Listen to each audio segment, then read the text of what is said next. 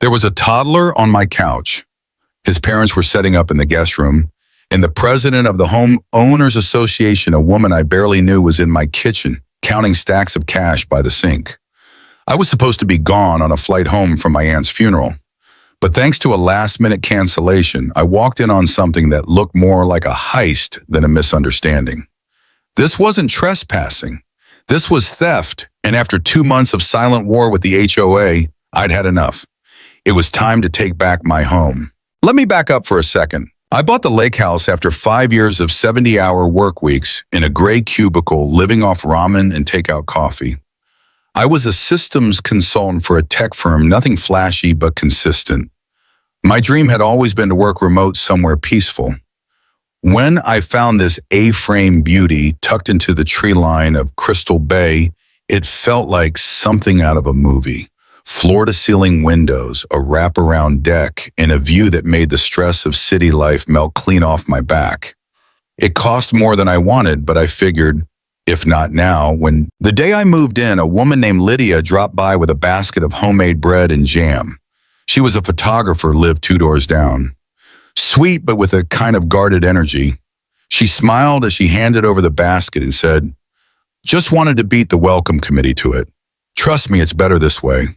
I laughed. She didn't. 3 days later, I met the committee at the HOA meeting in a fake wood panel clubhouse that looked like it hadn't changed since 1984. That's when I met her, Beverly Langston, HOA president. Polished, poised hair that looked professionally maintained to the hour. Her smile was welcoming, but dead behind the eyes. "You must be Mr. Jacob Mercer," she said, extending a hand with an icy grip. "We're thrilled you're joining the community. Crystal Bay has a character we all work very hard to maintain. I do hope you'll contribute." It sounded more like a warning than a welcome. By the following week, I had a certified letter citing 16 violations. 16. Deck furniture too modern. Mailbox the wrong height. Trash bins not the approved shade of birch shadow gray. There was even a fine for excessive window exposure from the lake view. No signature, but the elegant cursive note at the bottom. "Perhaps you'd be more comfortable elsewhere" didn't leave much to the imagination. I called my best friend Adam, a real estate lawyer. After a long pause, he just sighed and said, "This is going to be fun." He was right. I complied on paper. I painted the trash bins, moved the furniture, replaced my mailbox with a shorter one that looked like a preschool art project.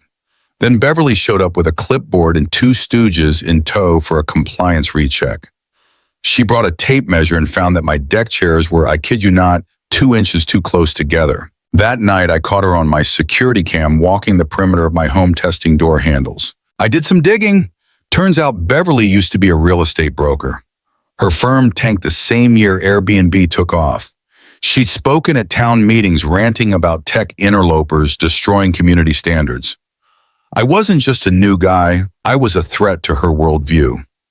She wanted my house, and now she had a board of sycophants and a playbook.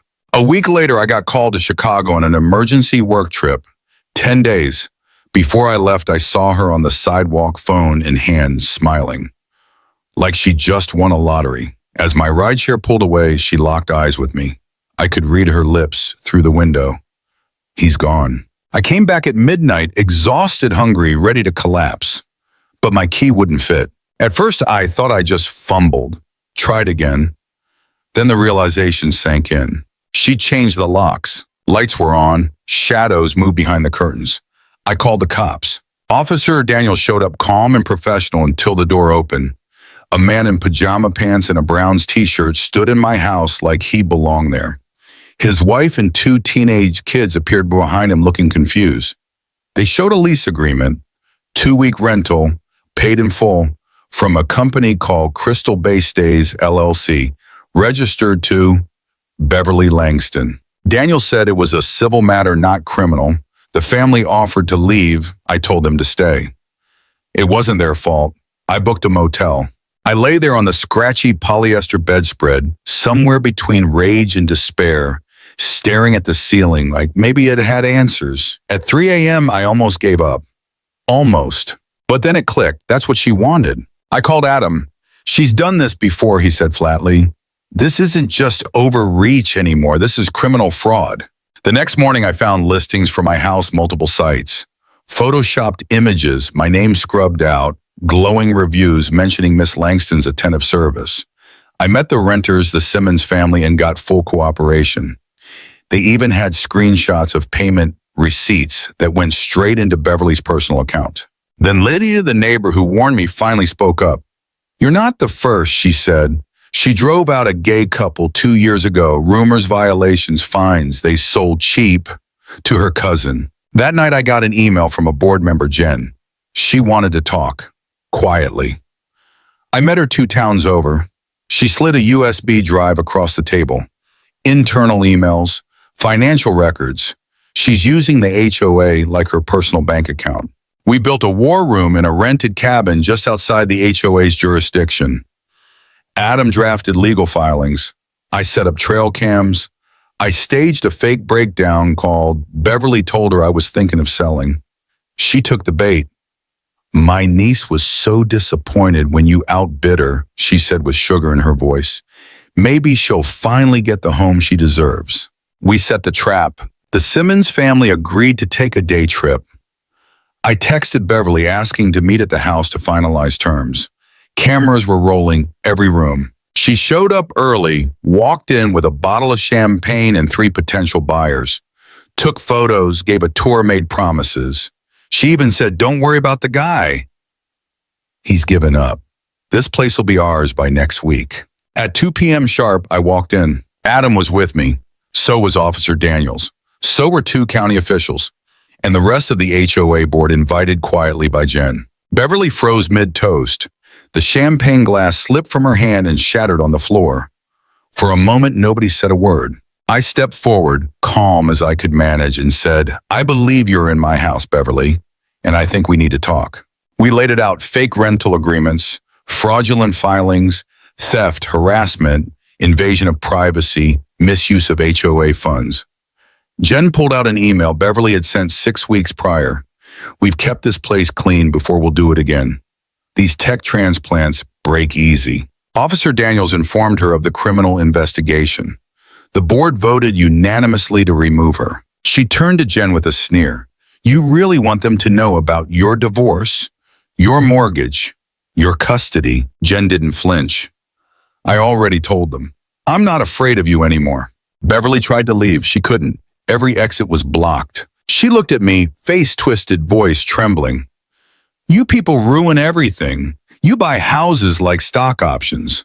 You don't care about tradition. You destroyed my life with your damn apps." I just nodded. "The difference is, I never wanted to destroy you. I just wanted my home back." She was arrested 2 days later. What followed was a whirlwind: court hearings, civil suits, HOA reform votes.